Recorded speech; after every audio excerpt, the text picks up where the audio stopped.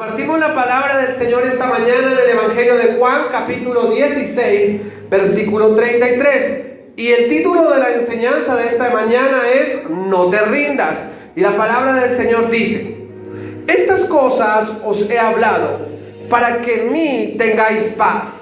En el mundo tendréis aflicción, pero confiad, yo he vencido al mundo. Gloria al Señor. Ponte cómodo esta mañana y abre tus oídos para que la palabra de Dios te instruya y te edifique. Todos sabemos que Jesús estuvo en la tierra, ¿cierto que sí? Que vino hace más de 2000 años, que dio su vida por amor de nosotros en la cruz del Calvario, que Jesús nos prometió darnos una vida mejor, y esa vida es una vida de abundancia. Pero Jesús nos habló de que en el mundo íbamos a tener que pasar por una serie de cosas. Y por eso inicio esta enseñanza con esta cita.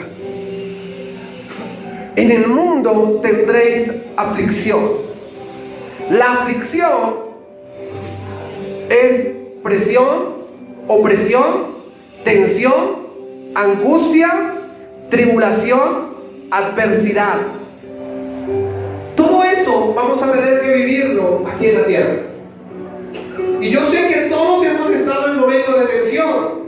En el trabajo, en una enfermedad, en el hogar, con los hijos, hasta para coger el bus. A veces uno se tensiona y se estresa porque no pasa.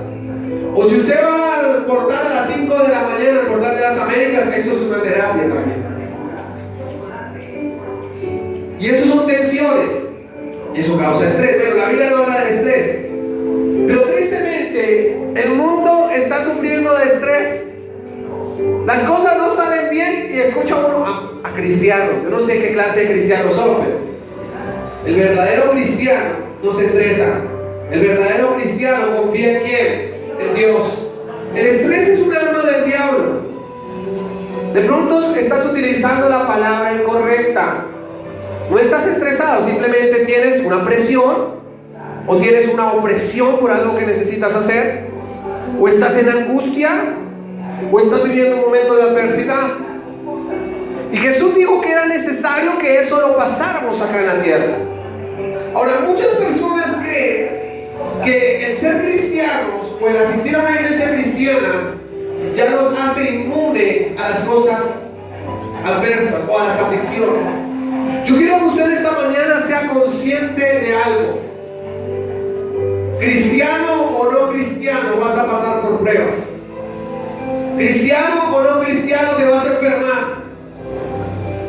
Cristiano o no cristiano, vas a pasar por muchas cosas. Vas a perder a familiares, te van a robar, vas a pasar por momentos en los cuales en tu corazón va a haber angustia y va a haber desesperación. Pero aquí es donde entra a jugar un papel importante la obra de Cristo. Siendo cristiano o no cristiano, vamos a pasar por todo. Pero cuando usted es cristiano y tiene a Cristo en su corazón, hay una ventaja, y es que vas a estar confiado en los brazos del Señor. Ya no vamos a actuar con desesperación, ya no vamos a actuar con locura, sino que vamos a actuar conforme a la palabra de Dios. Y yo sé que muchos de ustedes dirán: no, pero es que a veces yo me desespero, es que yo a veces también pierdo la razón, pierdo la cabeza. Sí, es cierto, porque mientras estemos en este cuerpo de carne, vamos a tener emociones, y esas emociones nos van a llevar a cometer errores, nos van a llevar a cometer pecado delante del Señor. Y de eso se trata la vida de cristianos. La vida cristiana no es una vida de perfección. La vida cristiana es una vida en la cual nos vamos a caer muchas veces, vamos a tropezar. La vida cristiana nos va a llevar a experimentar momentos de dolor, momentos de sufrimiento. Pero aquí es donde entra la palabra del Señor a decirnos: pero confiad, porque yo he vencido al mundo. Y tú y yo, con Cristo, Cristo somos más que vencedores. Hay vencedores esta mañana. Gloria a Dios. Ahora, hay muchas personas, sobre todo como siervo de Dios, no estoy para hablar ni de ninguna ni de otra iglesia, ni de pastores, pero hay doctrinas. La doctrina de la palabra de Dios que se tergiversa muchas veces. Hay doctrinas donde enseñan en que el cristiano no debe pasar por nada. Hay doctrinas donde enseñan que si usted está bien delante de Dios es porque va a tener mucha plata. Y si usted es un pecador, prepárese porque va a vivir como un pordiosero. De eso no se trata la vida cristiana. La vida cristiana se trata de entender que desde el momento en que Adán pecó en el jardín del Edén, estuvimos automáticamente destituidos de la gloria de Dios. Que por Adán entró el pecado al mundo, pero gloria a Dios porque por otro hombre también sale el pecado, y ese hombre se llama Jesucristo, Rey de Reyes y Señor de Señores.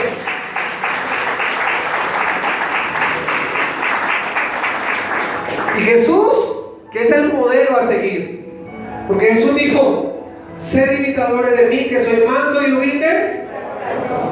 Algunos todavía no entienden qué es la mansedumbre, otros todavía la humildad como que se les perdió ese boleto, no lo encuentran por ningún lado. Pero Jesús exige, o pide mejor, que si usted quiere ser un discípulo de Él, ¿alguien quiere ser discípulo de Cristo? El que es discípulo imita o sigue al maestro. Y el maestro dijo: bueno, está bien, ¿quieren ser mi discípulo? Lo primero que tienen que ser es mansos. Pero hay cristianos que dicen: no, yo soy manso pero no menso. Entonces todavía hay algo de carnalidad en ese corazón. El manso de corazón es el que le pegan en la mejilla derecha y pone la izquierda. El manso de corazón es el que ha entendido que la lucha no es contra el vecino, no es contra el señor de la tienda, no es con el que te miró mal y el que te trató mal. El manso de corazón es el que entiende que Satanás, el diablo, el padre de la mentira, la serpiente antigua, el dragón, el chico, como le quieran decir, define ese diablo. Hay unos que dicen que chanclas, pero es el diablo. El diablo vino para matar, hurtar y destruir. Y lo está logrando. Miles de almas están caminando rumbo a una muerte eterna. Hoy en día es más fácil creer a la brujería. Hoy en día es más fácil creer en las energías, en la buena vibra. Hoy en día es más fácil creer en técnicas orientales como el Feng Shui. Cosas como esas, la gente las cree a por doquier. Pero a la gente se le está dificultando creer en el Dios verdadero, en el Dios que envió a su Hijo a morir por nosotros.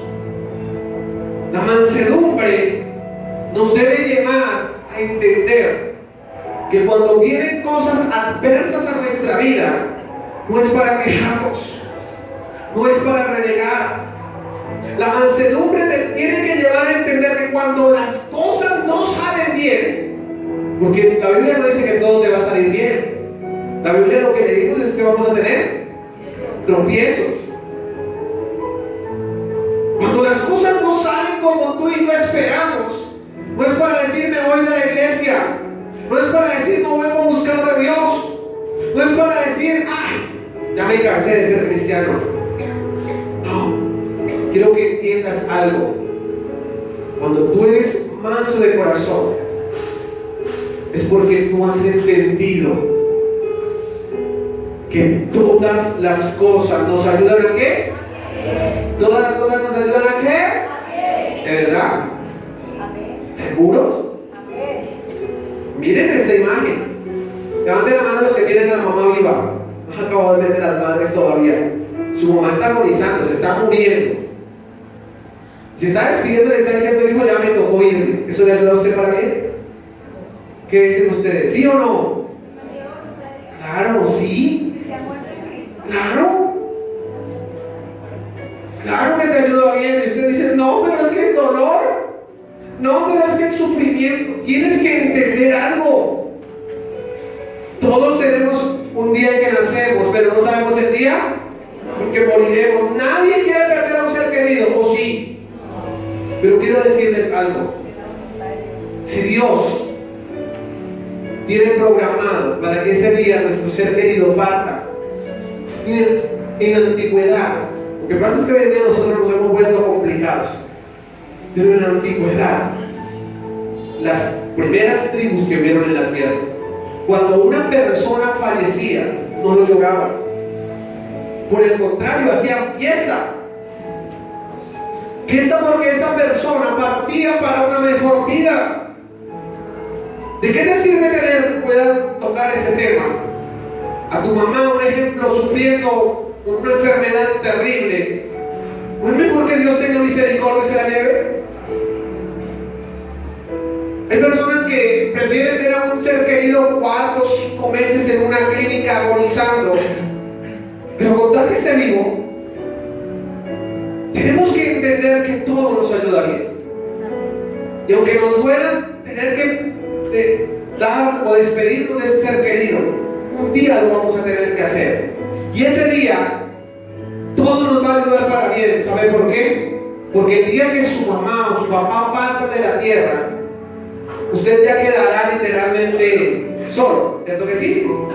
Bueno, tendrá su esposa, o tendrá sus hijos, o tendrá demás familiares, pero ese día usted va a empezar a demostrar si lo que su papá y su mamá le enseñaron sirvió de algo. Así que todo te va a ayudar para bien.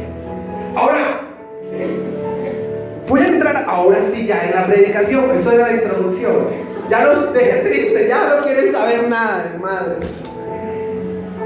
¿Saben una cosa, mis hermanos? Yo sé que a nadie le gusta. Cuando se habla de muerte, a nadie le gusta. A mí tampoco me gusta. Pero cuando la muerte es algo real, está ahí. ¿Ustedes saben cuál es el único requisito para morir? Estar vivo. Así que todos lo cumplimos. Ahora, vamos a ver el énfasis de la predicación y por qué le di el título de Los Territas. Vamos a Génesis, capítulo 37. Génesis, capítulo 37.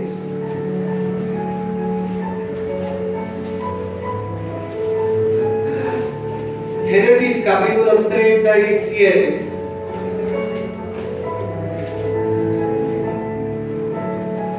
Verso 28. Génesis, capítulo 37, versículo 28. ¿Estamos ahí en la lectura? Miren lo que dice la palabra del Señor. Y cuando pasaban los madianitas, mercaderes, sacaron ellos a José de la cisterna y le trajeron arriba y lo vendieron a los ismaelitas por 20 piezas de plata y lo llevaron a José a Egipto. Miren eso. El martes prediqué acerca de la vida de José. Ahora les voy a hacer un recuentico chico. José era hijo del patriarca. ¿Cómo se llamaba el papá de José? Jacob, al cual Dios le cambió su nombre, le dio el nombre de Israel, porque de él haría una nación. Listo. José tenía hermanos mayores, pero José era el famoso Cuba, o el hijo menor.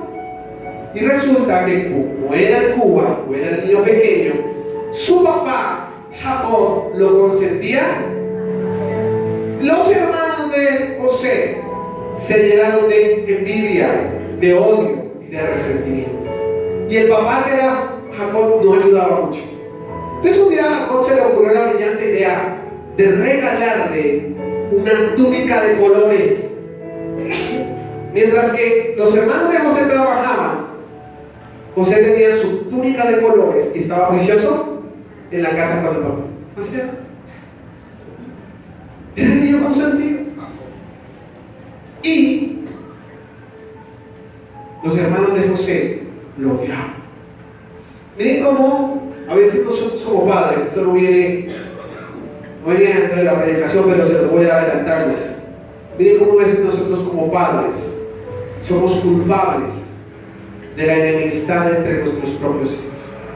Y vemos a las madres llorando porque los hijos se mataron y dicen: ¿qué pecado tan grande cometí? Tener preferencia. Si tienes uno, ámalo. Si tienes tres, ámalos.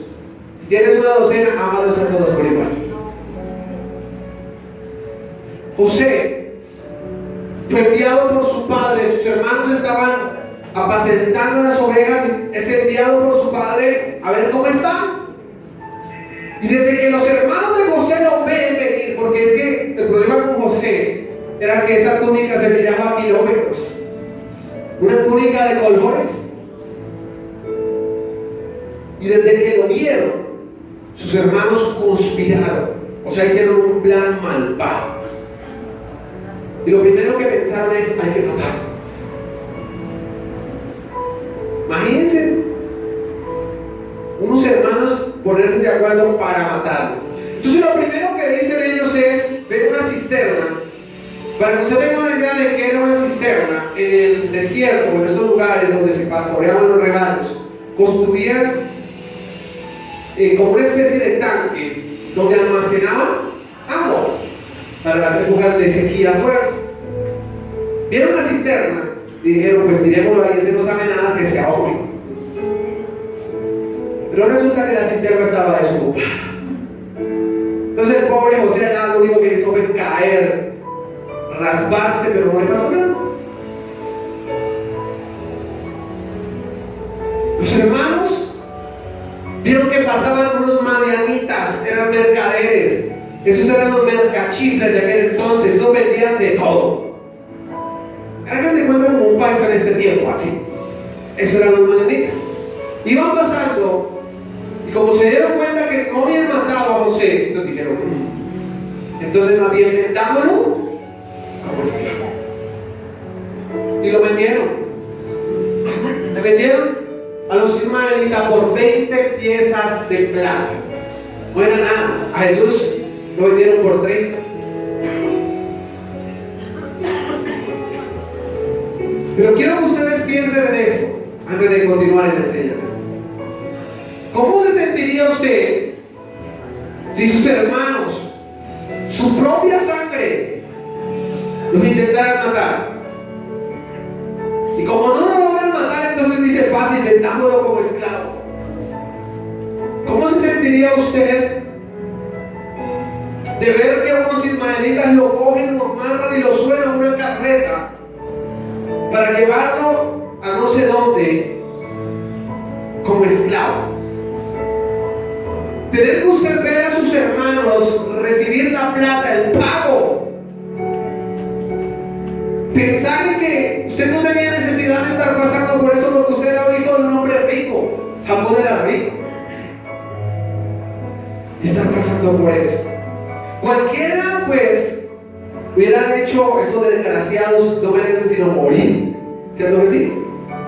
Cualquiera hubiera dicho: no, espere, verá que yo cuando llegue yo me vuelo y de allá donde esté los encuentro y me vengo y los mato a todos. Cualquiera hubiera podido pensar así. Pero José no pensó así. ¿Por qué no pensó José así? Porque en el corazón de José había el temor. ¿Se acuerdan que José había tenido unos sueños? José soñaba con los astros y que se inclinaban, y los manojos de trigo que se inclinaban delante de él. José sabía que él tenía un propósito. Y José sabía que Dios, el que había permitido ese propósito en la vida de él, lo cumpliría. Yo quiero que tú entiendas esta mañana que has pasado por muchas situaciones difíciles, que has pasado por muchos momentos de angustia, que has pasado por muchos momentos de desesperación, pero eso es parte del propósito de Dios para contigo.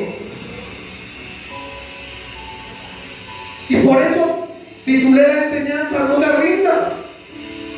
José no se rindió. sino que por el contrario, José luchó. Y yo sé que muchos de ustedes están pasando o han pasado pruebas, dificultades en las cuales dicen ya no puedo más, en las cuales sienten que ya se van a rendir, pero recuerden algo: el reino de Dios no lo arrebatan los cobardes, el reino de Dios lo arrebatan los valientes. Hay valientes esta mañana. Gloria a Dios. ¿Saben, mis hermanos? José no tomó las cosas mal, las tomó bien. Bueno, si me tocó ser esclavo, voy a ser esclavo. Génesis capítulo 39, verso 5. Génesis capítulo 39, verso 5. Dice la palabra de Dios: y aconteció que desde cuando le dio el encargo de su casa, y de todo lo que tenía, Jehová bendijo la casa del egipcio a causa de José. Y la bendición de Jehová estaba sobre todo lo que tenía, así en casa como en el campo. Miren lo que dice el verso 6. Y dejó todo lo que tenía en manos de José, y con él no se preocupaba de cosa alguna, sino del pan que comía, y era José de hermoso semblante y bella ¿qué? José era un prototipo de Brad Pitt, de manera pinta. José fue vendido como esclavo a Potifar, ¿sí? Potifar, ¿quién era Potifar? Era un general del ejército del faraón egipcio. ¿Listo? Entonces José llegó a la casa de Potifar, maltratado, tanto físicamente porque se había hecho daño en la caída a la cisterna, maltratado del viaje que había tenido que hacer. Pero José no llegó a criticarse, ni a quejarse, ni a renegar la casa de Potifar. Cualquiera le puede decir: este me compró esclavo de malas, yo no sirvo, yo no trabajo, mi papá es rico, ¿para qué voy a trabajar? Y si no les gusta, pues de malas. Y si me quieren matar, pues también de malas. Eso había podido decir José. Pero José llegó a la casa de Potifar. Y escuchen esto: José conocía a Dios. José ponía por obra la palabra de Dios. José dijo: ¿qué culpa tiene este hombre que me compró de que mis hermanos me hayan vendido? Si fui vendido para servir, pues eso voy a hacer, voy a servir. Y le sirvió José a Potifar a un nivel tan impresionante que este hombre, Potifar, le entregó toda la responsabilidad de su casa a José. Miren, estaba tan confiado Potifar que lo único que hacía, por lo único que se preocupaba, era por lo que comía. Y me imagino que la preocupación de Potifar era decirle: José, hoy quiero de almuerzo tal cosa. Eso era todo lo que le preocupaba a Potifar. Y era José hermoso, de hermoso semblante y de bella presencia. Como este hombre era así como prototipo de Brad Pitt. La esposa de Potifar dijo: wow, me llegó un cocorico a la casa. Wow, me llegó un pollito frisbee. Esa mujer era tremenda. Y como su esposo le había entregado toda la responsabilidad a José, yo me imagino que la esposa de Potifar dijo: pues si me entregó a mí también, entonces tengo que aprovechar a José. Pero José tenía a quién? A Dios. ¿Alguien teme a Dios en este lugar? Gloria al Señor. Y José, la mujer de Potifar, lo intenta seducir al punto de que lo desnudó. Pero cuando llegó la hora de la verdad, José se acordó de que por encima de cualquier cosa él debía temer a Dios. Y huyó de la tentación, huyó de la prueba. Muchas veces vamos a tener que huir de las pruebas. Muchas veces vamos a tener que huir de la tentación. Y quiero hablarles esta mañana a hombres y mujeres Porque la tentación siempre va a estar ahí a la puerta.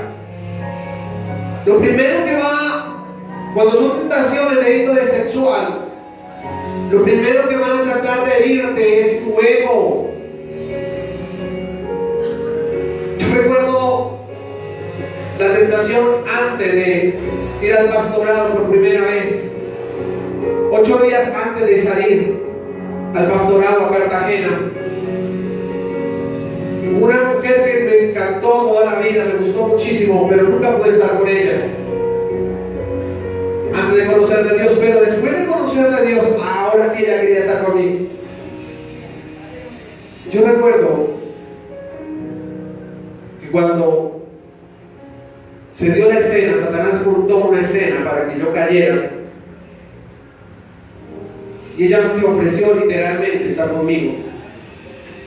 Lo primero que, cuando yo la rechacé, lo primero que intentó fue herirme mi ego. Primero que intentó decirme es: ya no me gustan las mujeres. Se volvió del otro equipo. Bueno, no más palabras. Claro, el ego de hombre. ¿Sí? Como siempre lo digo, decir que no lo pensé sería mentiroso. Lo pensé, quizás hasta me lo imaginé, pero en medio de la imaginación me acordé de Dios. Me acordé que si caían iba a desagradar a Dios. Y la rechacé. Me sacaron a escobazos. Me sacaron gritándome toda clase de cosas. Y nunca olvidaré que frente a la casa de ella debe haber una tienda, o no sé si la una tiendita. Y el paisa de la tienda se pilló toda la escena. Claro, todo grito escuchó. Y yo que salía con mi ego herido, pero contento porque estaba haciendo la voluntad de Dios. Sale el paisa que era conocido también bien y me dice: usted sí es mucho ojo. Sí. Para los hombres, quizás cuando uno rechaza la tentación es un poco. Pero he aprendido algo en el Señor. La hombría de los hombres no se mide por cuántas mujeres te llevas a la cama. La hombría de los hombres se mide por quién y cuánto amas a la mujer que Dios te ha regalado. Esa es la verdadera hombría que Dios nos ha dado. Y José huyó. Salió bilingüe en bola, corriendo. Como esta mujer, imagínense, la esposa del general del faraón, del ejército del faraón, se sintió humillada. Entonces fácil, José me quería violar. ¿Y a quién le creían más? ¿A la esposa o al esclavo? A la esposa. Eso que hizo, o eso de lo que acusaron a José, daba para que lo mataran, literalmente. Hoy en día la gente se escandaliza y dice: ay, no, eso de la pena de muerte. No, en la antigüedad la pena de muerte era por cosas más insignificantes. Hoy en día están hablando de penalizar con pena de muerte a los abusadores de niños. Y me preguntaron: pastor, ¿usted qué opina de eso? Yo le respondí a esa persona: imagínese, si en la antigüedad por usted contestarle mal a su papá o a su mamá, solo por decirle mucho fastidioso, ay viejo, no sea sapo, no sea mendigo, solo por eso, más así. Si yo iba pasando o alguien iba pasando y escuchaba que un hijo le contestara mal o tratara mal a su papá o le deshonrara, iban del sacerdote y le decían: mire, vengo de pasar por frente de la casa de Pepito Pérez y Juanito le dijo esto, esto y esto. Y se iban todos, llegaban a la casa, lo sacaban al muchacho, lo sacaban a las afueras de la ciudad, pueblo, campamento donde vivieran y lo apedreaban. Y no más sería decirle: mamá, le prometo que nunca más lo vuelvo a hacer. Allá no viene. Y la misma palabra de Dios dice que el hijo debía morir irreprensible, o sea, no había excusa, no había abogado. Pero José fue un caso diferente. ¿Y por qué fue un caso diferente?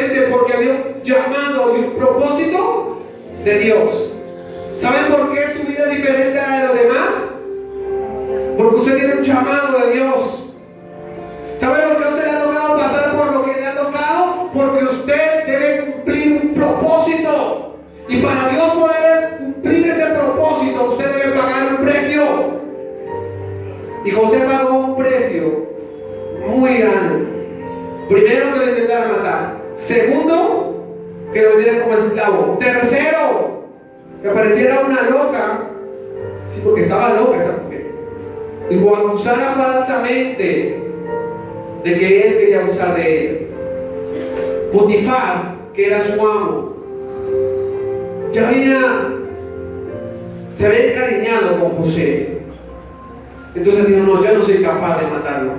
Mientras este muchacho estuvo aquí, me sirvió y Dios me bendijo, mejor no lo mato. Entonces, ¿qué hizo José? ¿Qué hicieron con José? A José lo metieron a una cárcel. Y esa cárcel no era una cárcel cualquiera, era la cárcel donde estaban los presos del rey. O sea, eso era como hoy en día. Ustedes saben que en la picota están los pobres, ¿no? Los del montón.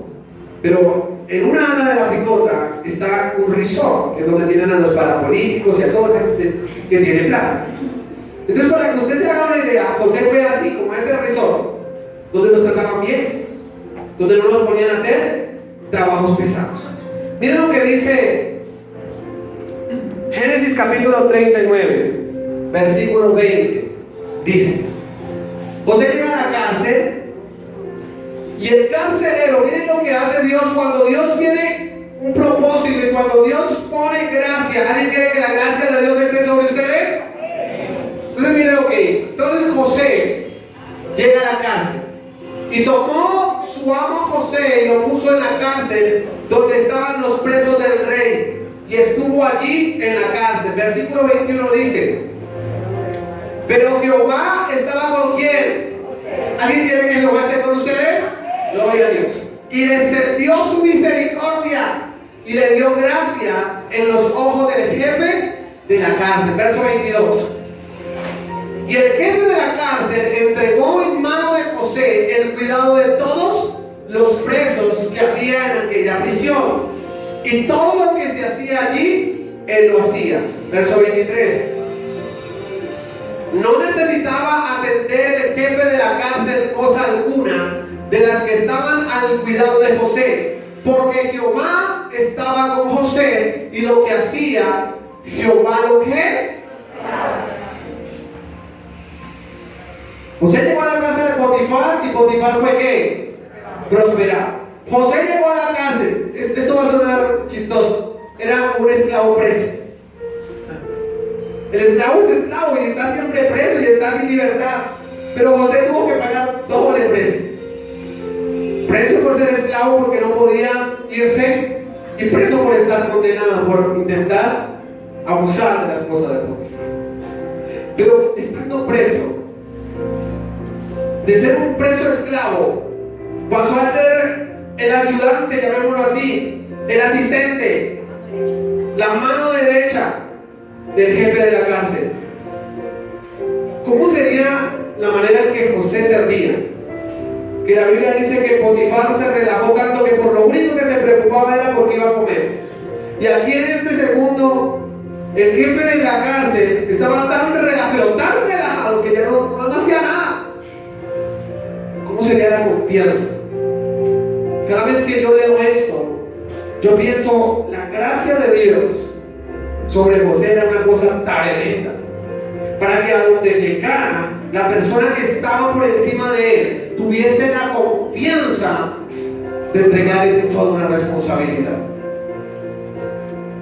Y si José, siendo esclavo, Dios lo bendijo, Dios lo ayudó y Dios lo prosperó, imagínate contigo y conmigo cómo lo va a hacer el Señor. ¿Por qué? Porque nosotros somos libres para la gloria del Señor. Imagínense a dónde nos va a llevar el Señor. ¿Saben, mis hermanos? El favor de Dios está con nosotros cuando tenemos una iniciativa de servicio, de servir.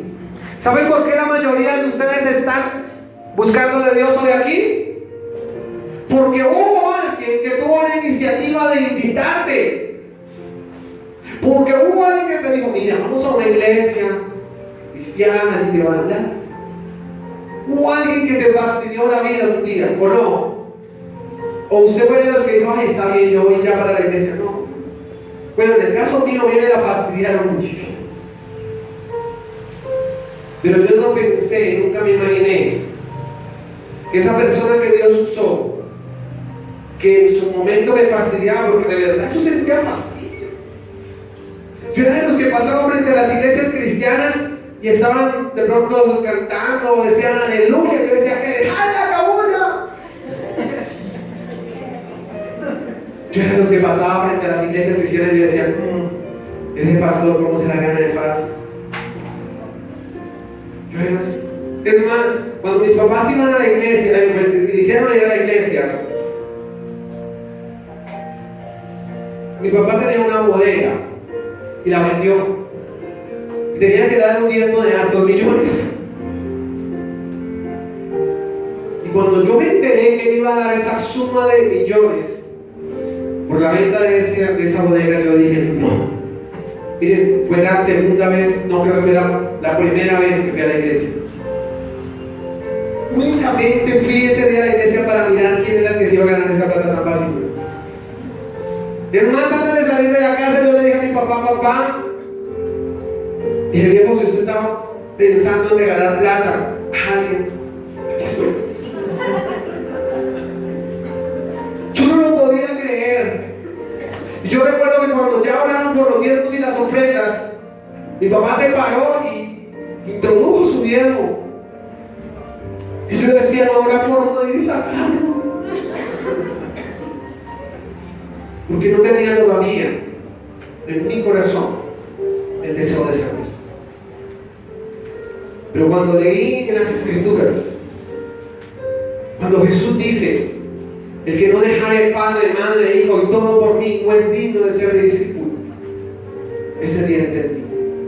Y cuando el Señor dice que el que da en este tiempo no pasará este siglo sin que usted reciba 100 veces más lo que usted dio, entendí.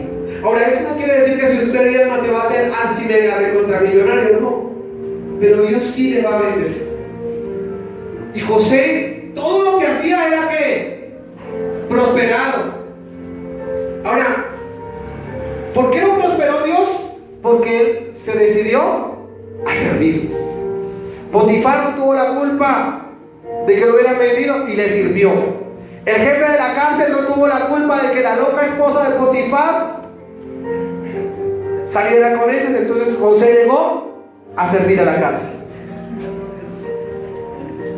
Cuando uno está dispuesto a servir, cuando una persona es servicial, no mira a quién le va a servir, sino que siempre está dispuesto a servir. Y en la cárcel se encontró con el famoso panadero y el copero del rey. Eso es una belleza.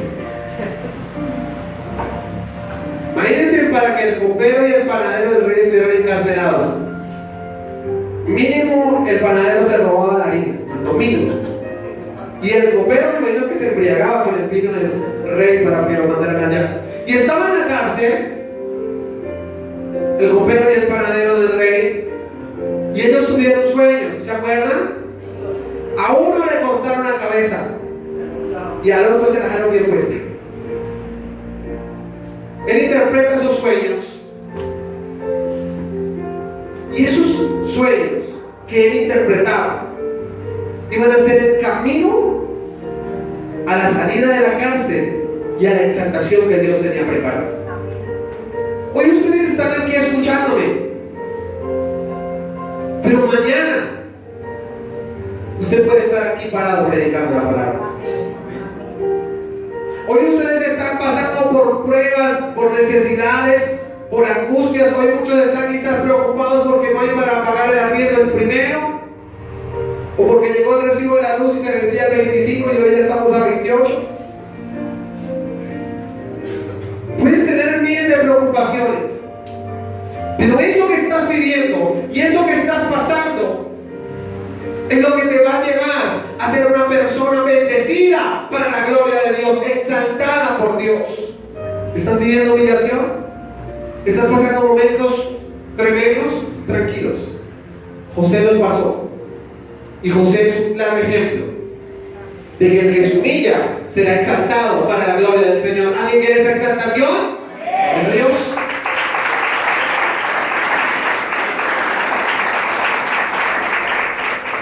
Miren lo que dice Génesis Génesis 39, versículo 1 al 3.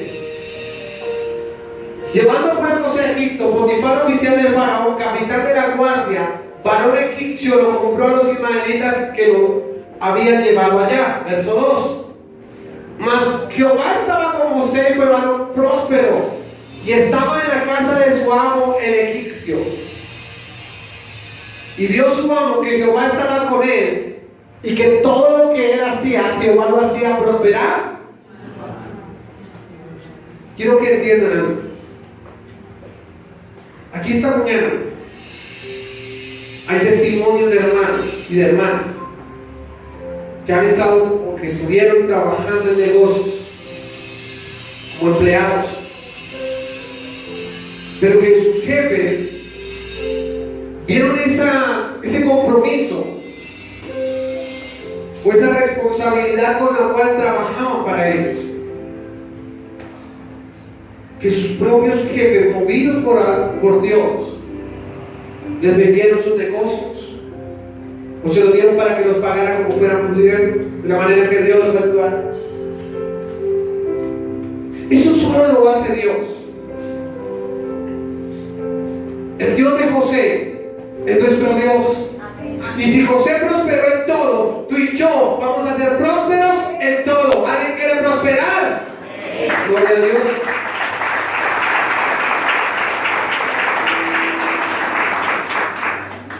Por eso, iglesia, entendamos algo. Fuimos diseñados para servir. Yo no lo entendía. Cuando Dios me llamó al pastorado, yo no quería. De hecho, yo me rehusaba a buscar de Dios. Y por rehusarme tanto, tuve que pasar 18 meses de tribulación tremenda, hasta que dije, bueno, Señor, está bien, ahora sí. Y por haberle dicho, Señor, ahora sí, aquí estoy. Yo no me imaginaba un domingo tener que madrugar para venir a la iglesia. No me lo imaginaba. Para mí el domingo era para dormir la noche de diversión que había tenido. O para mí los domingos tipificaban irme de paseo a continuar la fiesta que había iniciado el día anterior. En mi cabeza no estaba, o no había el plan o el propósito de un domingo estar en una iglesia cristiana. No. Eso nunca pasó por mi cabeza. Yo creo que a muchos de ustedes tampoco pasó. Pero ¿saben por qué estamos aquí? Porque Dios, desde antes de que entráramos al vientre de nuestra madre, nos predestinó. Y contra algo que Dios hizo hace no podemos pelear. Así que si usted hoy está aquí y dice, ay, qué mamera estar en la iglesia, tranquilo, yo también lo dije. Si usted mira alrededor y dice, ¿viste cuándo irá a parar de hablar? Yo también lo dije. Uy, que se acabe rápido, yo también lo dije. Pero todas las cosas nos ayudan a bien. Y fuimos diseñados para servir. ¿Y saben qué es lo más hermoso?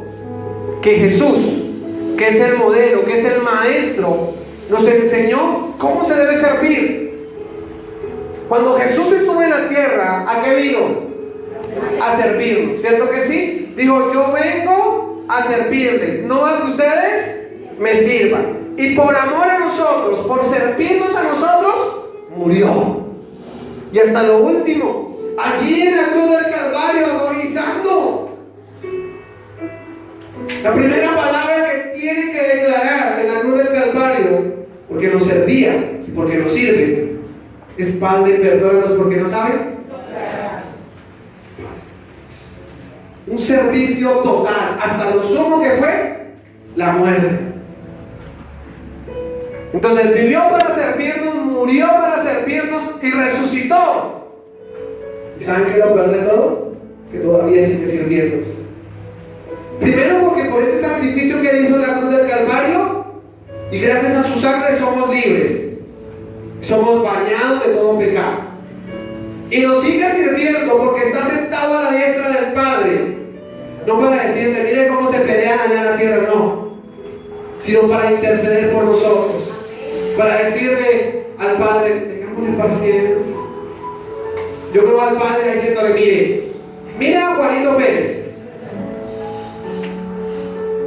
y Igualito me deja caer a tierra desordenado totalmente. Y Jesús diciéndole: Padre, yo no morí en vano por él, mi sangre lo va a limpiar. Tengámosle paciencia. Yo sé que él lo va a dejar. Yo sé que él va a dejar el trago. Yo sé que él va a dejar la rumba. Yo sé que él va a dejar tantas mujeres. Tranquilo, espérate. No me veo Jesús diciéndole: ya tengo el plan trazado para él. Espérate y verás. Porque el que inicia la obra, él la termina. Y nuestro Redentor vive y vive para siempre. Y él se llama Jesucristo. Gloria a Dios.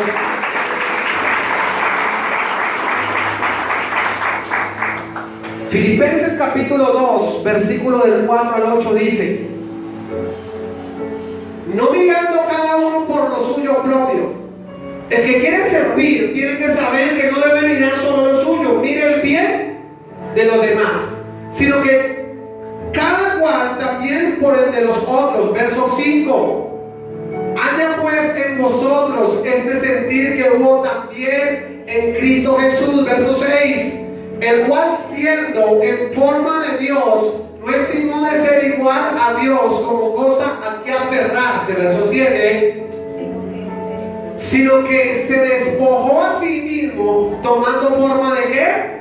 De siervo, para servir, hecho a semejante a los hombres. Verso 8: y estando en la condición de hombre, se humilló a sí mismo, haciéndose obediente hasta la muerte. ¿Y muerte de qué? Ahora nosotros nos creemos, yo a veces pienso y digo: el hombre que se cree. Como hombre no queremos servirle a los demás. Hoy en día se han perdido los valores, se ha perdido el respeto,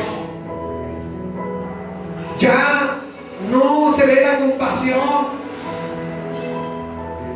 Yo no sé si a ustedes les pasa lo mismo que me pasaba a mí cuando montaba en buseta. Levanten la mano los que montan en buseta. En un trayecto desde su casa al lugar de trabajo, ¿cuántas personas se suben a contarles historias tristes? Muchas, ¿cierto que sí? Y hay unos que todavía huelen a táramo, a mí si tienen la descaradez de contar unas historias aún. Cuando yo, antes de que Dios me regalara la moto, como hacía la misma ruta, ya los aprendí a conocer, eran los de todos los días. Y todos los días tenían a la hija que estaba moribunda en el hospital de Kennedy, y chimuela que se le había muerto la mamá y no tenía para atender. Bueno, historias terribles. Yo en mi corazón dije: un día no le vuelvo a dar monedas a nadie. Y no le volví a dar monedas a nadie. Hasta que un día se subió una señora, y esa señora me hizo casi llorar, casi. La historia estuvo muy terrible. Yo dije: Señor, quizás he juzgado a los otros que se suben, perdóname. Porque entre tantos algunos de pronto sí estaba diciendo la verdad, pero yo ya dije a nadie. Y yo dije: Señor, dame una señal para saber si esta señora sí necesita o no. Cuando la señora llegó a mi puesto, yo estaba ahí como que sí o no, sí o no. La señora se quedó viendo y me dice: joven, Dios lo bendiga. Recuerde que lo que usted siembre en mí, Dios se lo va a recompensar. Cuando ella me dijo eso, yo dije: tranquilo. Y luego pasé a palabra profética y el Señor me dijo: acuérdate que cada vez que haces misericordia a uno de los míos, es como si le hicieras conmigo. Y desde ese día entonces cambié mi actitud. Entonces ahora cuando alguien me pide, y tengo, porque a veces no tengo, pero cuando tengo, yo le digo: no te doy plata, yo te quito un café o te quito un tito. Y he tenido unos problemas tremendos. Hace unos 20 días fui a hacer una visita y entré a lo que tenía muy bonita. Llegó el muchacho a pedir y yo me pidió porque le dije: no, yo te compro algo. Ustedes pueden creer que no me querían vender para el muchacho. Y el administrador, sálgase. Dije, no, espérese. Yo le voy a invitar a comer y le voy a pagar. ¿Sabe qué me dijo el administrador? Es que él nos hace mala imagen al negocio. Yo había pedido, no me recuerdo, creo que era un croissant, un perico. Le dije, ¿ya me traen lo mío? Me dijo, no, todavía se demora que ya me traigan nada. ¿Pero por qué? Le dije, no, porque si no puede estar él, yo tampoco puedo estar. No, pero eso usted va a pagar. Lo que él se va a comer también lo paga. No, pero es que, ¿cómo se va a comparar con él? Le dije, ¿qué me hace diferente? Sí, hasta me traje. ¿Qué me hace diferente? ¿Me traje la corbata? Yo le veo dos piernas, lo veo igual. Él es hijo de Dios y yo también. Así que si me vas a vender, come y cómelo y te pago. Ya como a regañadientes, ahí como suavecito, dijo, bueno, está bien. Pero hágase ahí en la esquina. Esto ahí. Me senté hablando con el muchacho, hijo de una familia de gente pudiente. Sus padres se dedicaron a trabajar y lo descuidaron, no le brindaron amor, y su refugio fue las drogas.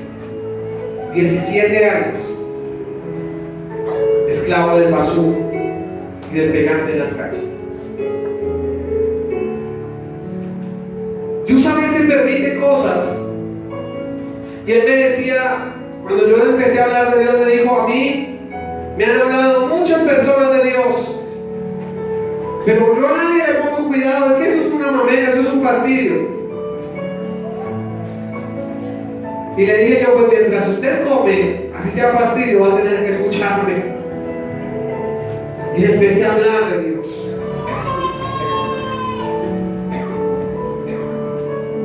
Tenía el pelo largo.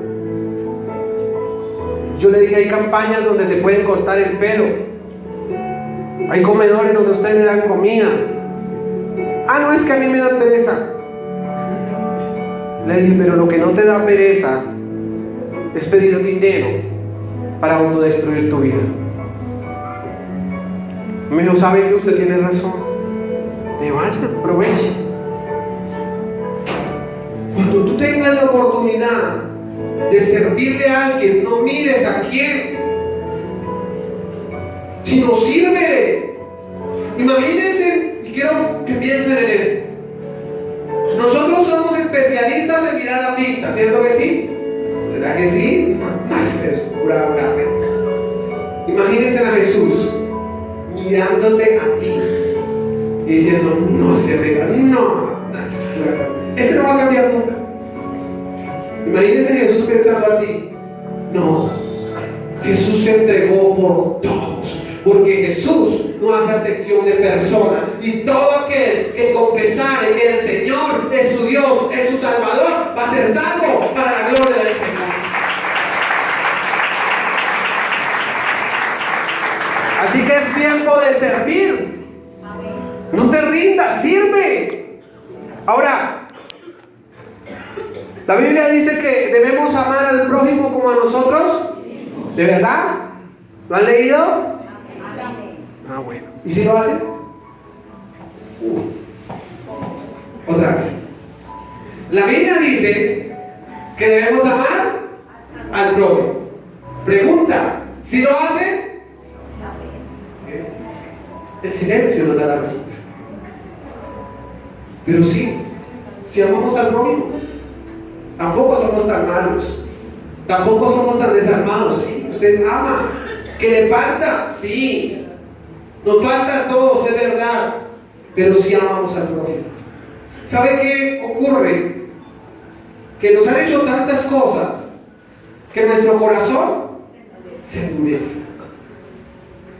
¿No les ha pasado a ustedes que a veces usted quiere ayudar a alguien y usted se mete a ayudar y sale después usted más lacrado, emproblemado y de ñapa crucificado? Y dice, yo no vuelvo a ayudar a nadie. ¿Sabe por qué ocurre eso? Porque no hemos aprendido a amar. Cuando usted ama, usted no mira a quién. Algunos dicen, no, es que yo no le ayudo a nadie porque siempre que ayudo a alguien me pagan mal. ¿Lo han dicho? Ah, bueno, pensé que era yo el único. Pero hubo algo que el Señor me enseñó. La Biblia dice que debemos amar al prójimo, pero la Biblia no dice que el prójimo está obligado a amarnos a nosotros. ¿O sí? Así que si tú amas a tu prójimo, si te pagan bien o te pagan mal, sigue sirviendo, sigue ayudando. No te canses de hacer el bien. La Biblia dice que aún no nos cansemos de hacer el bien, aún mayormente a los hermanos de la fe. Hay que ayudar. La Biblia es clara, tienes que amar a tu prójimo, pero al que tú ayudas no está obligado a amarte. Porque el amar es una decisión. Tú decides amar a alguien porque quieres, no porque te obligan. Y si tu prójimo todavía no está preparado para amarte, no importa. Y si te pagan mal, no importa. En la tierra te van a pagar mal, pero en el cielo va a haber alguien que te va a pagar y te va a pagar bien. Y su nombre es Jesucristo. Él te ha pagado por ti y por mí. Génesis capítulo 50, verso 18 al 20. José pasó de todo, pero salió de la cárcel y se convirtió en gobernador de Egipto. Génesis capítulo 50, verso 18 dice, pero antes de leer esto, quiero que se contextualicen en esto. De ser el hijo de papi y mami, después de caer en la cisterna, es vendido como esclavo, va en esclavitud a Egipto, en Egipto cae en la cárcel, y estando en la cárcel, de ahí interpreta el sueño del faraón. ¿Se acuerdan? 7 años de abundancia, 7 años de escasez. Sale de la cárcel a ser gobernador. Cuando llega la época de la escasez, de la hambruna sobre Egipto, sus hermanos, los que lo habían vendido, tuvieron que venir a Egipto. Y miren lo que pasó. Vinieron también sus hermanos y se postraron delante de él y dijeron, henos aquí por siervos tuyos. Ahora sí, un cambio la torta. Verso 19. Y le respondió José, no temáis, ¿acaso estoy yo en lugar de Dios? Verso 20. Vosotros pensáis mal contra mí, mas Dios lo encaminó a bien. Pausa. Todo lo que te pasa, todo lo malo, todo lo que la gente quiere y habla de ti, ojalá que le vaya mal, ojalá que lo espiche el tren, que lo echen del trabajo. Hay gente que piensa así de nosotros, sí, que nos desean lo malo. Todo eso que están pensando mal contra vosotros, mas Dios lo encamina o lo cambia ¿para qué? Para bien, para hacer lo que vemos hoy, para mantener en vida a mucho pueblo. Eso fue el propósito de José, que por él ser gobernador en Egipto pudo darle de comer y vida a muchas personas. ¿Quieres saber cuál es tu llamado? ¿Quieres saber cuál es tu propósito?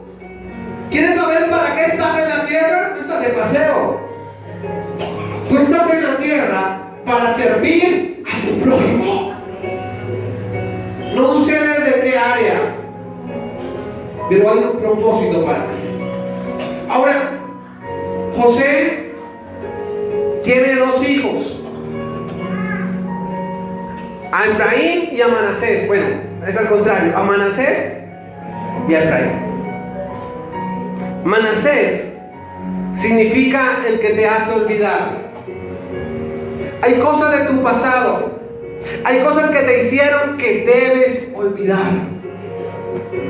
Ya no puedes